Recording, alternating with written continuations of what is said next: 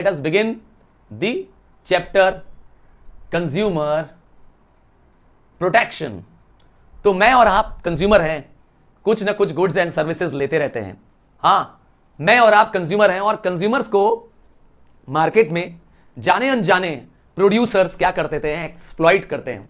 आपको एक्स्ट्रा पैसा चार्ज करके, आपको कम वेट का सामान दे करके, और तो और आपको जो प्रोडक्ट दे रहे हैं उसमें मिलावट कर रहे हैं, एडल्ट्रेशन कर रहे हैं। ये सब है फॉर्म्स ऑफ एक्सप्लॉइटेशन। पर प्रॉब्लम क्या है? प्रॉब्लम यह है कि बीइंग अ कंज्यूमर हमें पता नहीं है कि हमारे क्या राइट्स हैं, और कई बार यह भी नहीं पता हमें कि हम जब एक्सप्लॉइट हो रहे हैं, हमें एक्सप्लॉइट किया जा रहा है, वो क्या है रास्ता उसका, क्या है सोल्यूशन उसका।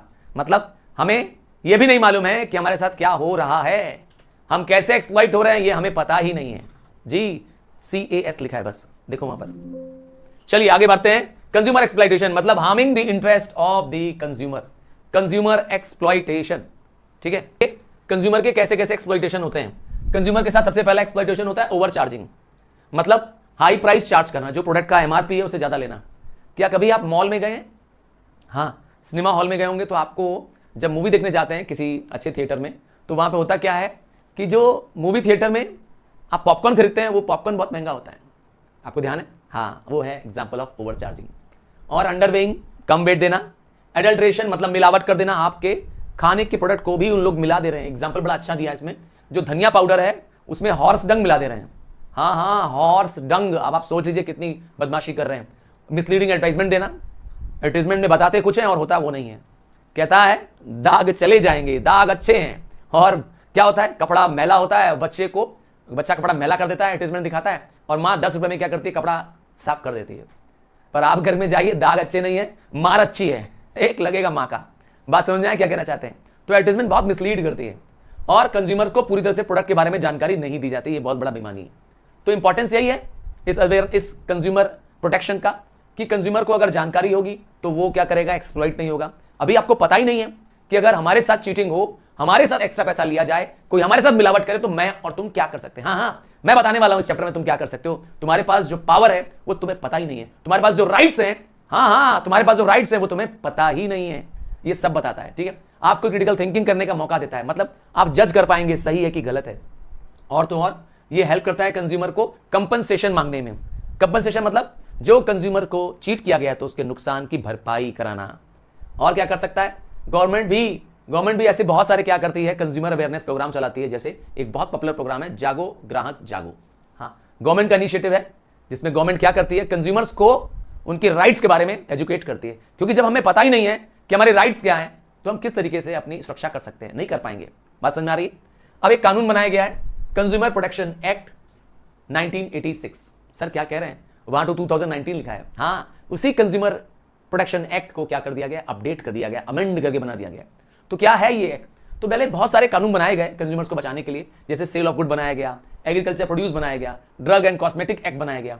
तो ये सारे कानून बनाए तो जरूर गए थे, पर इनमें कंज्यूमर्स के लिए सेपरेट कोई प्रोटेक्शन के लिए कानून नहीं था। मतलब कोई ऐसा कानून जो सिर्फ कंज्यूमर्स के हितों की रक्षा करता है, ऐसा कानून नहीं था। तो ऐसा पहला कानून आया कंज्यूमर प्रोटेक्शन एक्ट 1986। हाँ, 1986 में ऐसा पहला कानून आया। बाद में ये देखा गया कि इस कानून में भी कमी है। कमी यह है कि जो ई कॉमर्स के ट्रांजैक्शन हो रहे हैं, वो जो ऑनलाइन आप और मैं खरीद रहे हैं, उस जमाने में तो होता नहीं था। अब आजकल उसमें भी क्या हो रहा है, प्रॉब्लम्स आ रही हैं, चीटिंग हो रही है। तो उनको डील करने के लिए इस एक्ट को चेंज किया गया, ताकि कंज्यूमर्स के साथ किसी भी चीटिंग में, किसी भी तरह के केसेस में चीटिंग ना हो सके। तो ये डेफिनेशन में इंक्लूड कर दिया गया वो सारे गुड्स, वो सारे सर्विसेज जो ऑनलाइन प्लेटफॉर्म में भी खरीदे बेचे जा रहे हैं। तो अगर कोई ऑनलाइन चीटिंग तुम्हारे साथ हुई है, तो मुझे बताना। हाँ, तुम्हारे साथ कोई ऑनलाइन चीटिंग हुई है, फ्रॉड हुआ है, तुमने कोई सामान मंगवाया है और मंगाने के बाद सामान कुछ और दे दिया गया है। हाँ, हो रहा है आजकल, बड़े मैंने इसको देखे। तो हमें हमारा राइट्स पता होने चाहिए। ठीक है, तो ये जो अब ऑनलाइन चीटिंग या इलेक्ट्रॉनिक वे में जो डीलिंग हो रही है या टेली मार्केटिंग हो रही है, इन सबको कंट्रोल करता है। क्या है इस एक्ट के फीचर्स? जो ये कानून बनाया गया है कंज्यूमर प्रोटेक्शन के लिए, क्या इसके मेन फीचर्स हैं? सबसे पहला, ये एक्ट वेलफेयर का काम करता है। इसका मेन मकसद है क्या करना, इसका मेन मकसद है कंज्यूमर का वेलबींग देखना। इस एक्ट को इतना कॉम्प्रिहेंसिव बनाया गया, इतना बड़ा और इतना वृहद बनाया गया है कि इसको कई बार बोलते हैं मैग्ना कार्टा। क्या बोलते हैं? Magna carta of consumers. Sir ये मैग्ना कार्टा क्या होता है? मैग्ना कार्टा मतलब होता है आजादी। क्या? हाँ, आजादी, कंज्यूमर्स की आजादी, प्रोड्यूसर्स की बेईमानी से आजादी, प्रोड्यूसर्स के द्वारा चीटिंग से आजादी, एक्सप्लॉइटेशन, इसीलिए इसको बोलते हैं मैग्ना कार्टा। और क्या करता है? मैंने कहा ये कानून एक कॉम्प्रिहेंसिव कानून है, एक ऐसा कानून जो सब कुछ कवर करता है, हर तरह के एक्सप्लॉइटेशन, हर तरह की इंडस्ट्रीज, हर तरह की प्रॉब्लम्स ऑफ कंज्यूमर को डील करता है। इसका मेन मकसद है कंज्यूमर को सेफगार्ड करना। किसी भी तरह का अनफेयर डीलिंग हो रही है, कोई भी कर रहा हो, इवन गवर्नमेंट कर रही हो, उसको अब छोड़ेगा नहीं। हाँ, ये कानून सबके ऊपर अप्लाई होता है, गवर्नमेंट बॉडीज पे भी अप्लाई होता है। अब आप सोच लीजिए कितना पावरफुल कानून बनाया गया है ये। और क्या करता है इस कानून में स्पेशल कंज्यूमर कोर्ट्स बनाई गई है। हाँ, कंज्यूमर्स की रक्षा करने के लिए कंज्यूमर फोरम बनाया गया, कंज्यूमर कोर्ट्स बनाई गई है। अभी डिटेल में बताऊंगा इसके बारे में। कितनी कोर्ट्स बनाई गई है? 3 कोर्ट्स। इसे कहते हैं 3 टायर ग्रीवियंस रिड्रेसल मशीनरी, या मेरी भाषा में 3 tyre quasi judicial machinery. Sir इसका मतलब क्या है? सर देखिए, 3 लेवल पर अगर आप जिस शहर में रह रहे हैं, हाँ जैसे तुम अपने शहर में, अपने शहर का बोलूं, हाँ जैसे मैं रह रहा हूं वाराणसी में, अब मुझे यहां पर किसी प्रोड्यूसर ने, किसी फर्म ने, किसी सेलर ने मेरे साथ चीटिंग कर ली, तो मुझे दिल्ली जाने की जरूरत नहीं है ना, बनारस में ही कंज्यूमर फोरम है। हाँ, आपके शहर में भी कंज्यूमर कोर्ट है भाई, हर शहर में है। अब इसमें चले जाएंगे, क्या करेंगे? जिसके खिलाफ शिकायत है उसके खिलाफ क्या करेंगे? शिकायत फाइल कर देंगे। जज क्या करेगा? जज उसी को बुलाएगा जिसके खिलाफ शिकायत है और चटपट फैसला, हाँ एक लिमिटेड टाइम के अंदर क्या कर देगा? तुरंत फैसला दे देगा। ये कमाल है इसका।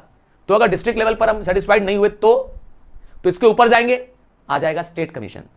अगर मुझे लगता है कि मैं इसके फैसले सेटिस्फाइड नहीं हूं जो जज ने फैसला दिया है, तो कोई बात नहीं, इसके ऊपर आ जाओ स्टेट कमीशन। वहां सेटिस्फाइड नहीं है, हाँ नेशनल कमीशन। पूरे देश में सारे कंज्यूमर कोर्ट का जो टॉप मोस्ट कोर्ट है, जो सबसे ऊंची बॉडी है, उसका नाम है नेशनल कमीशन। अब वहां सेटिस्फाइड नहीं है, तब क्या होगा? हाँ सुप्रीम कोर्ट है ना, पर कंज्यूमर कोर्ट खत्म। कंज्यूमर कोर्ट कहां पर है? National commission. ये 3 levels, district level, state level और नेशनल लेवल। समझ आ गया? अब आते हैं इसमें प्रोसीजर कैसा है। डिस्ट्रिक्ट कोर्ट में जाने के लिए क्या बहुत पेपर लगेगा, बहुत पैसे लगेंगे, कोर्ट फीस लगेगा, क्या अदालत की कार्रवाई होगी, फिर तारीख पे तारीख चलेगी? जी नहीं, ये सब कुछ नहीं होगा। ये नॉर्मल कोर्ट नहीं है, स्पेशल कोर्ट है, तुम्हारी कोर्ट है, कंज्यूमर की कोर्ट है। यहां पर प्रोसीजर को बहुत सिंपल रखा गया। आप प्लेन पेपर पे भी लिख के दे दोगे, आपको वकील रखने की कोई जरूरत नहीं है, कोई कोर्ट फीस नहीं देनी है, कोई चार्ज नहीं देना है। सिंपल प्रोसेस से क्या करना है? जिसके खिलाफ शिकायत करनी है उसको बुलाया जाएगा, उसको आपकी शिकायत बताई जाएगी। अगर वो शिकायत को ठीक कर देता है, वही मामला रफा दफा। क्या? वही मामला रफा दफा, अगर उसने अपनी गलती कबूल कर ली। और वरना कोर्ट क्या करेगी? तुरंत आदेश जारी, और उसे मानना पड़ेगा। बात समझ आ गई? अब आते हैं क्या क्या चीजें कवर होती है। तो मैंने कहा यह कानून बहुत बड़ा बनाया गया है, जो कंज्यूमरों की रक्षा का कानून बनाया गया, बहुत ही कॉम्प्रेसिव। सिर्फ वस्तुओं पे नहीं अप्लाई होता है कि आपने सामान खरीदा, तो आप सर्विस भी तो खरीद रहे हैं। अगर आप हॉस्पिटल से सेटिस्फाइड नहीं है, हाँ हॉस्पिटल तुम्हें क्या बेचता है? सर्विस। ट्रांसपोर्ट वाला तुम्हें क्या बेच रहा है? सर्विस। तो अगर सर्विस से आप सेटिस्फाइड नहीं है तो भी जा सकते हैं। तो गुड्स हो चाहे सर्विस हो, चाहे गवर्नमेंट सेक्टर हो चाहे प्राइवेट सेक्टर हो, हर तरह के ट्रांजैक्शन की मरम्मत करता है। हाँ जो फ्री में मिला चीज है तुम्हारे पास, क्या चीज? जो चीज तुम्हें फ्री ऑफ चार्ज दे दी गई है, उसका क्या कर सकते हो? तुम किसी पे कोर्ट नहीं कर सकते हो। अब तुम्हें फ्री ऑफ चार्ज में कोई सामान दिया गया, तुम करो ये सामान सस्ता दिया गया है, हमें महंगा सामान मिलना चाहिए क्योंकि फ्री में मिला है, तो तुम उसके लिए कोर्ट पे नहीं जा सकते हो। और इसमें खास बात है, एक फिक्स टाइम फ्रेम बना दिया गया है कि कितने टाइम फ्रेम के अंदर जजमेंट आ जाएगा। तो तारीख पे तारीख नहीं चलेगी। बात समझ आ गई? नेक्स्ट आता है, मैंने पॉइंट जो बताए, मैंने कोशिश की है कि आपको 5-6 पॉइंट से ज्यादा ना करूं, क्योंकि एक्स्ट्रा पॉइंट करेंगे तो आप कंफ्यूज हो जाएंगे।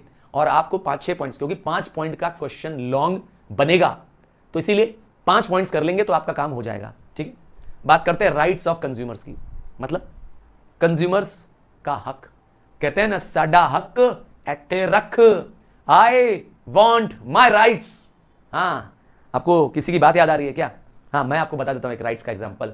हाँ, जब बाल गंगाधर तिलक ने अंग्रेजों से कहा कि स्वराज मेरा जन्मसिद्ध अधिकार है, मैं इसे लेके रहूंगा, Swaraj is my birthright and I will take it.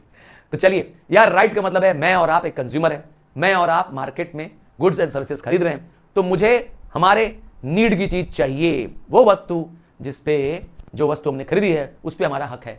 तो पहला हक क्या है? 6 राइट्स बताऊंगा, और 6 राइट करने पड़ेंगे, वेरी इंपॉर्टेंट है। क्या? Important topic for the board. पहला राइट है राइट टू सेफ्टी। इसका मतलब मैं और आप कंज्यूमर हैं, आपको और मुझे कोई ऐसा सामान न दिया जाए, कोई ऐसा प्रोडक्ट न बेचा जाए जिससे हमारी जान जा सकती हो, हमारी प्रॉपर्टी को नुकसान हो सकता हो, है ना। अब मम्मी ने क्या किया, एक प्रेशर कुकर खरीदा है, और प्रेशर कुकर नया नया लाके घर में खाना पका रही हैं और प्रेशर कुकर बड़म से फट गया, हाँ, माँ को चोट लग गई, किचन तबाह हो गया, चीजें खराब हो गई, तो छोड़ेंगे उस दुकानदार को, छोड़ेंगे उस प्रोड्यूसर को, हाँ, पिटाई लगा देंगे उसकी, कस के उसके पीछे पड़ जाएंगे, हाँ, कैसा सामान बेचते हो जी। तो यहां पर कहने का मतलब है कि कंज्यूमर्स के पास राइट है। तो आप कहेंगे सर वो जो पटाखे बेचते हैं, वो जो ऐसी चीजें बेच रहे हैं जिससे खतरा है, हम लोग क्यों लेते हैं। अब घर में सिलेंडर में ही कितना खतरा है, अरे भाई खतरा है, पर उस पे उसको प्रॉपर वे में पैक किया गया है। आपको पटाखे बेच रहे हैं, क्रैकर्स बेच रहे हैं, दिवाली में आप जला रहे हैं, पर उसमें साफ साफ लिखा है कि क्रैकर्स कहां जलाना है, हाँ, उसमें इंस्ट्रक्शन लिखा हुआ है, गाइडलाइंस लिखी हुई है, आप पढ़ के देखिएगा। रॉकेट अगर खरीदा होगा दीपावली में तो उसमें लिखा होगा it should be burned in open and it should be burned by people whose age is above 18 years, लिखा है उसमें, पढ़िए। तो आपको अगर कोई सामान ऐसा है जो उसका नेचर ही हैजर्ड है तो उस पर प्रिकॉशंस लिए गए हैं कि नहीं। अब आपको कोई खाने पीने का सामान दे दिया गया, उसमें जहरीला सामान मिला के दे दिया गया है, तो तुम्हारी सेफ्टी रहेगी। तो यही हमारा राइट है, हमें जानकारी दी जाए, हमें पूरे तरीके से प्रोटेक्ट करके हुए सामान दिया जाए, ठीक है, ताकि हमको क्या हो, हमको क्वालिटी पर भरोसा हो, उसके परफॉर्मेंस पे भरोसा हो। अगला है राइट टू बी इन्फॉर्म्ड, ये भी हमारा राइट है। अगर हम कोई प्रोडक्ट खरीद रहे हैं, कभी तुम मार्केट गए हो, हाँ, तुम गए हो कि घर का थोड़ा सामान और मम्मी लेने कभी भेज देती हैं, क्या कहते हैं, मैंने कई बार देखा है, बॉयज चले जाते हैं घर का, मम्मी बोलती है जाओ बेटा मैगी खत्म हो गया है, जाओ बेटा बिस्कुट खत्म हो गया, जल्दी लेके आ जाओ। कई बच्चे तो घर का दूध का पैकेट लेने के चले जाते हैं, है ना, घर में शायद दूध वाला नहीं आता है, वो अमूल पैकेट, हाँ, पैकेट मिल्क लेते हैं, तो आप जाते हैं, जल्दी लिखिए, हाँ, लिखो तुमने क्या रिसेंटली परचेज किया है, type what product you have purchase recently, हाँ प्लीज लिखिए। तब मैं तुम्हें बताने जा रहा हूं कि तुम्हारा अधिकार क्या है। तो जब दुकान पे जाओ, जब प्रोड्यूसर के पास जाओ, सेलर के पास जाओ, उसके पास जाकर के सामान को देखो, हाँ, सामान को देखो, उसमें क्या लिखा है, उसमें प्राइस क्या दी है, उसके अंदर इंग्रेडिएंट्स क्या है, उसकी शेल लाइफ कितनी है, एक्सपायरी कब होने वाली है, उसका वेट कितना है, उसकी क्वालिटी क्या है, ये सब क्या है, हमारे राइट्स है।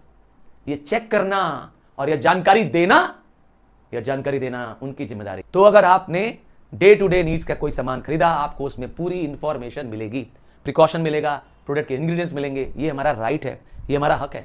फिर राइट टू बी अश्योर्ड, ये कैसा राइट है, कई बार इसको बोलते हैं राइट टू चूज, दूसरा नाम भी है इसका, क्या, राइट टू अश्योर्ड का दूसरा नाम है राइट टू चूज। ये भी हमारा हक है, ये भी हमारा राइट है। सर इसका मतलब जब हम प्रोडक्ट खरीदने जाए, जब हम मार्केट में प्रोडक्ट खरीदने जाए, तो प्रोडक्ट में हमें क्या हो, जोर जबरदस्ती नहीं की जाए कि नहीं यही प्रोडक्ट लेना है। हाँ, कोई दुकानदार ऐसा करता है क्या कि बस एक प्रोडक्ट निकाल के रखता है, नहीं यही लेके जाओ तुम, अरे तुम लड़ जाओगे, कहोगे ना तुमसे नहीं लेंगे, जा रहे दूसरे से लेने। तो इसका मतलब है कि वो हमें क्या करे, wide variety of products they, wide variety of product इसलिए ताकि हम उसको खरीदे जिस पे हम सेटिस्फाइड है। अगर हमें प्रोडक्ट समझ में नहीं आ रहा, हम नहीं लेंगे, वो हमें जोर जबरदस्ती नहीं कर सकता। No seller can compel you to buy a product that you do not want, नहीं कर सकता आपके साथ। तो आपके पास चॉइसेस का फायदा मिले, इसीलिए इसका नाम रखा राइट टू बी अश्योर्ड। दूसरा नाम बता दिया क्या, राइट टू चूज। अब राइट टू बी हर्ड, मेरी बात सुनो। मैं अगर नाराज हूं, मैं अगर आपके प्रोडक्ट से सेटिस्फाइड ना हूं, आपको मेरी बात सुननी पड़ेगी। राइट टू बी हर्ड, तो कोई कंप्लेन है मेरी, कोई शिकायत है मेरी, तो आप सुनिए। और मेरे पास क्या राइट है कि अगर मेरी शिकायत नहीं सुने तो मैं एप्रोप्रिएट फोरम पे जाकर के तुम्हारे खिलाफ शिकायत कर सकता हूं, जैसे मैंने कहा कंज्यूमर कोर्ट पे जाने की। नेक्स्ट है right to seek redressal. Redress का मतलब होता है, द वर्ड रिड्रेस मींस जो गलती हुई है उसको ठीक करना, जो मिस्टेक हुई है, जो परेशानी आई है, जो समस्या दी गई है, उसका सोल्यूशन भी देना पड़ेगा। अब मैं और आप प्रोडक्ट खरीदने गए, हाँ, मैं और तुम मिलके गए प्रोडक्ट खरीदने, और हमने और तुमने मिलके क्या किया, नए कपड़े खरीद लिए। क्या कहते हो, तुम और मैं गए मार्केट में, जाके नए कपड़े खरीद लिए, और घर में जब कपड़े लाए तो कपड़े का डिजाइन जो हमने पसंद किया था वो नहीं दिया गया, और या तो कपड़े जो दिए गए थे वो अंदर से फटे हुए थे, पैकिंग के अंदर से ही फटे निकले। तो अब क्या करेंगे, दुकानदार कह रहा ना मैं वापस नहीं लूंगा, ना नहीं ये हमारे से फटे में नहीं है। तब तुम क्या करोगे, हाँ फंस गए ना। तो अब जाएंगे क्या, उससे कहेंगे शिकायत मेरी सुन लो, हमें नया कपड़ा दे दो उसके बदले, और वरना हम तुम्हारे खिलाफ कोर्ट चले जाएंगे। तो रिड्रेसल में क्या होता है, आपको अगर कोई चीज खराब दी गई है तो उसको रिपेयर करने के देना, उसको करेक्ट करना, रेक्टिफाई करना, ये सब उनकी जिम्मेदारी है। क्या करना है, हमें रिड्रेस करके देना है, हमें हमारी समस्या का समाधान, हमारे को अगर कोई परेशानी आई है प्रोडक्ट या सर्विस से, उसको सही करके देना उसकी जिम्मेदारी है। ठीक है, लास्ट राइट, मैंने कहा था 6 राइट्स हैं, और मैंने ये भी कहा कि राइट्स इंपॉर्टेंट है। मैंने पहले ही कह दिया था राइट्स इंपॉर्टेंट है my dear superstars, rights important है।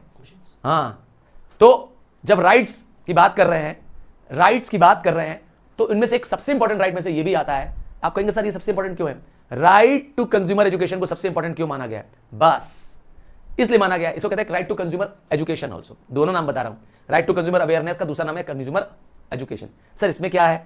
देखिए इसमें कहा गया है राइट टू कंज्यूमर अवेयरनेस में कि कंज्यूमर को जानकारी दी जानी चाहिए।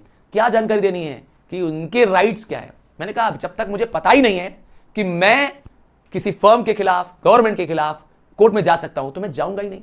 तो पहले तो बताओ ना, लोगों को ज्ञान दो, लोगों को जानकारी दो। और इससे एक फायदा क्या मिलेगा? इससे कंज्यूमर्स अपने हक के लिए अगर जेन्युइन कंप्लेन है तो वो बिजनेस के खिलाफ, गवर्नमेंट के खिलाफ जा सकते हैं। और अगर हम इग्नोरेंट रहेंगे तो हमारे साथ तो चीटिंग होती रहेगी, जो हमेशा होती रही है।